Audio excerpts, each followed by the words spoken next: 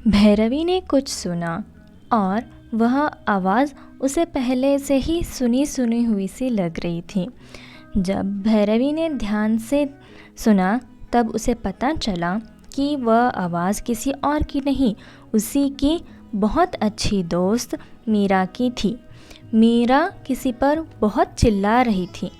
भैरवी जब मीरा के आवाज़ की तरफ गई तो उसने पाया कि वह किसी और पर नहीं, भैरवी के होने वाले पति नीलकंठ के दोस्त नीतीश पर चिल्ला रही थी। पता नहीं क्यों वो इतना चिल्ला रही थी। जब भैरवी ने मीरा को चिल्लाते हुए देखा तब वो बहुत ही चिंता में आ गई और उसी चिंता में भैरवी ने मीरा से पूछा, क्या हो गया मीरा, ऐसे क्यों चिल्ला रही हो?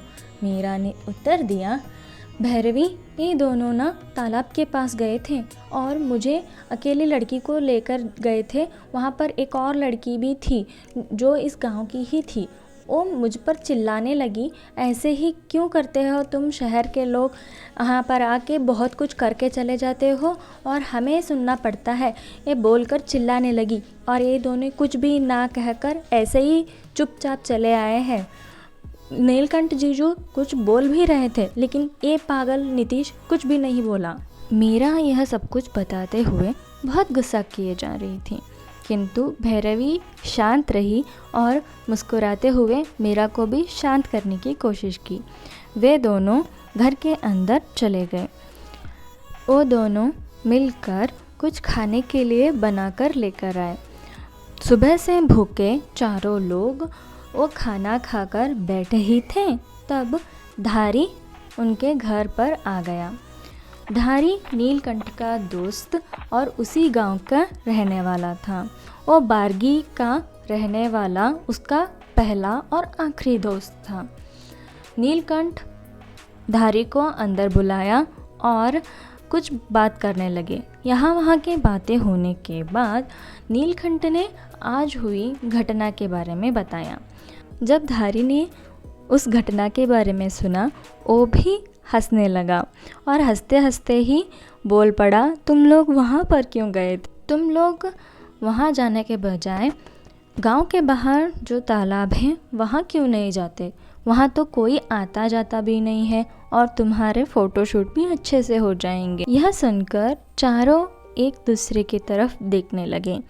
तभी मीरा ने उत्साह से कहा, हाँ हम वहीं जाएंगे, चुप ही हम यहाँ के तालाबों के बारे में पूछते फिर रहे हैं।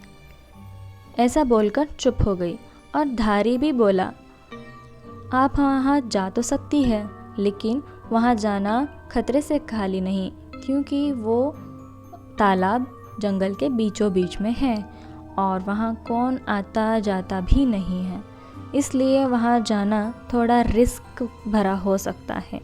यह सुनकर भी मीरा, नीतीश और नीलकंठ कुछ ना बोले और एक दूसरे के तरफ देखकर हंसने लगे, लेकिन भैरवी थोड़ी चिंता में लग रही थी। जब सब लोग मिलकर उस तालाब के करीब गए तो उन्होंने पाया कि वो बिल्कुल ही जंगल से ढका हुआ है।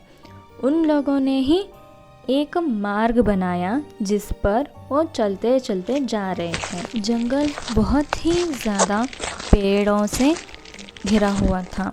वहाँ पर कई तरह के पेड़ थे। वहीं भैरवी को एक कांटा बुरी तरह से चुभ गया, जिसकी वजह से उसके पैरों से खून निकलने लगा। लेकिन नीलकंठ ने जाकर भैरवी को संभाला और वे सब फिर से उसी जंगल के तालाब की तरफ बढ़ने लगे। लेकिन ये उन्हें बिल्कुल भी पता नहीं था कि उनके लिए वहाँ एक अनहोनी घात लगाए बैठी हुई